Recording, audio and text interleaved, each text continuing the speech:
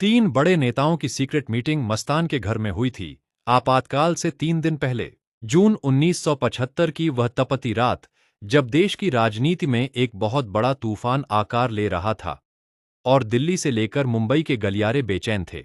आपातकाल यानी इमरजेंसी के औपचारिक ऐलान से महज 3 दिन पहले मायानगरी के समंदर किनारे बने हाजी मस्तान के उस वीआईपी बंगले पर सुरक्षा का ऐसा कड़ा और गोपनीय पहरा लगा दिया गया था, जिसकी भनक किसी आम इंसान को नहीं थी।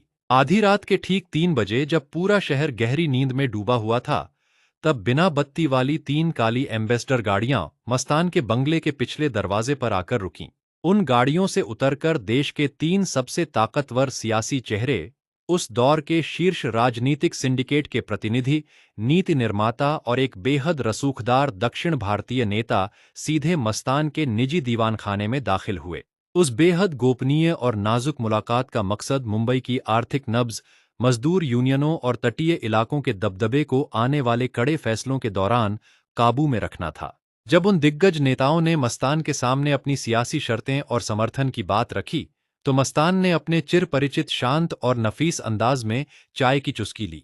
कमरे में पसरे भारी तनाव के बीच मस्तान ने अपनी गहरी आंखों से उन सभी चेहरों को देखा और सिर्फ एक लाइन में 2 टूक और फौलादी जवाब दिया। मस्तान ने कहा, सियासत आपकी है और मुल्क आपका, लेकिन अगर इस खेल में मायानगरी की सड़कों पर गरीबों और बेगुनाहों का खून बहा, तो हाजी मस्तान चुप नहीं बैठेगा। उस एक कड़क जुमले ने उस रात उस कमरे में बैठे बड़े बड़े हुक्मरानों को अंदर तक हिलाकर रख दिया।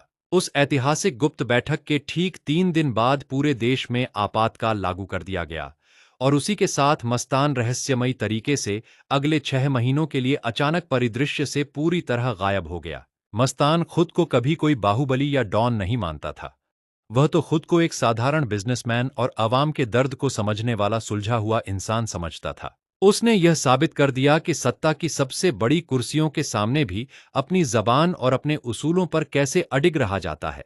लेकिन मस्तान के उस 6 महीने के गुप्त एकांतवास के ठीक बाद दिल्ली के एक पूर्व गृह सचिव के निजी लॉकर से एक गोपनीय फाइल मिली थी। उस फाइल के अंदर उस रात 3 बजे हुई मीटिंग के कुछ हाथ से लिखे नोट्स और एक सीक्रेट सरकारी समझौते का ड्राफ्ट रखा हुआ था। उस सीक्रेट ड्राफ्ट में मस्तान और उन शीर्ष नेताओं के बीच आपातकाल के दौरान मुंबई को शांत रखने की कौन सी सबसे बड़ी और अनसुनी शर्त तय हुई थी। उस ऐतिहासिक रात और मस्तान के उस 6 महीने के सबसे बड़े सियासी राज को जानने के लिए तैयार हो जाइए हमारी अगली खास पेशकश में। अगर आप इस ऐतिहासिक और रोंगटे खड़े कर देने वाले सफर का अगला सबसे दिलचस्प मोड़ जानना चाहते हैं, तो अभी कमेंट में टाइप करें आपातकाल। इस वीडियो को लाइक करें, अपने दोस्तों और परिवार के साथ अपनी प्रोफाइल पर